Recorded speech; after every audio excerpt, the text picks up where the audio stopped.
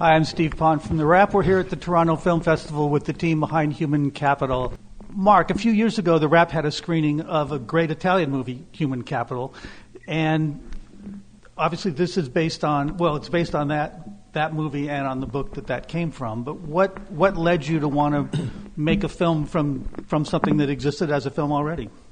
It was the structure and the poetry of Oren's writing that really drew me in, both the humanity of all the characters and the separation into 3 chapters that looks at both upper, middle, and lower class, and how hard it is for them to all relate to each other across the class divide, and the struggles within, and how they all, in these circumstances, have their hopes, but also their downfall and their desperations all sort of come out through this storybook that's opened by a hit and run at the top. So all of those dynamics just drew me in.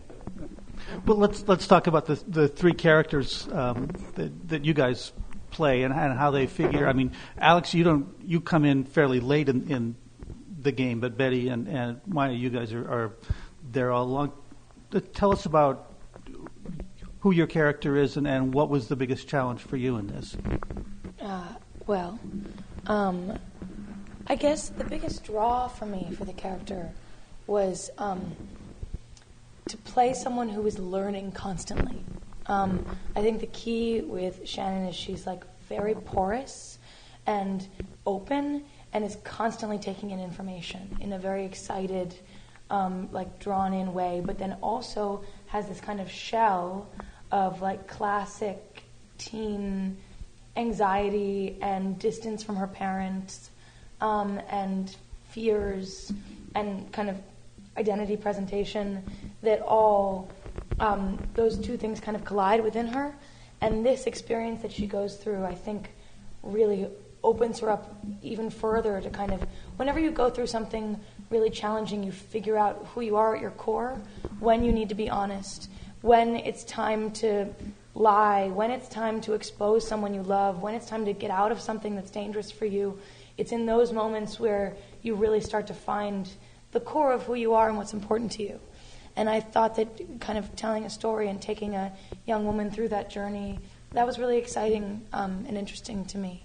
And I guess the biggest challenge was probably trying to do that well, which I don't know that I succeeded at, but I tried, and it was challenging. She did. You did. Oh, it's a really nice voice. Thanks. Yeah. Well, Betty, your character is sort of, she's supposed to be sort of the rock that is trying to hold everything together while her husband is cutting, risky business deals and I mean, what was the experience like for you, and what was the biggest challenge for you? I would say the biggest challenge was how fast it went, and I'm used to working on pretty quick, shooting things.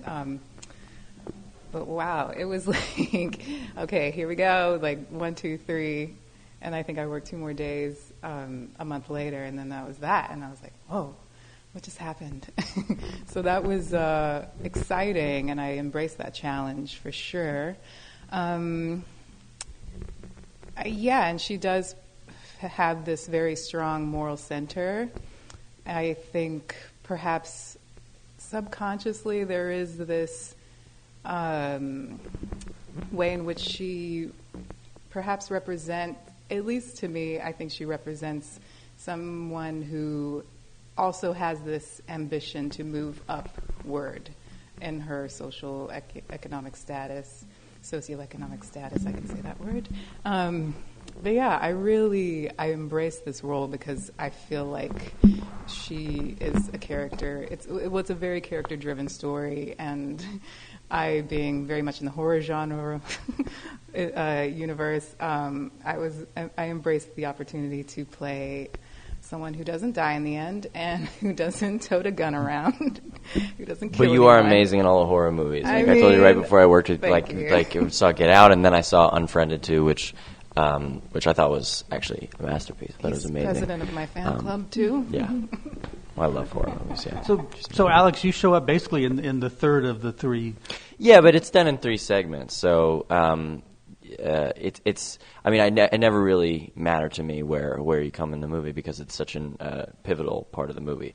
It's probably like one of the most challenging parts I've ever played. So I didn't feel like I was coming in for a fragment of something because the last hour was basically like a 2 people play or something. It was just us two.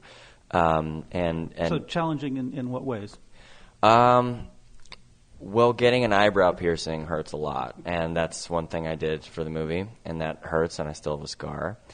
And I am pretty unbelievably like nihilistic, and I felt bad being so cruel to Maya in certain scenes. It's like he's kind of a cruel guy, but I think that there's a lot of badness and cruelty in everybody, and I actually kind of liked being able to embrace that and kind of do nothing and not have the obligation to speak to, like, not fill space, but I think we speak a lot to make other people feel comfortable, and I kind of, as horrible as this is, I did like the feeling of being able to make other people uncomfortable by not speaking, and that was an interesting experience, but also like made you feel really bad.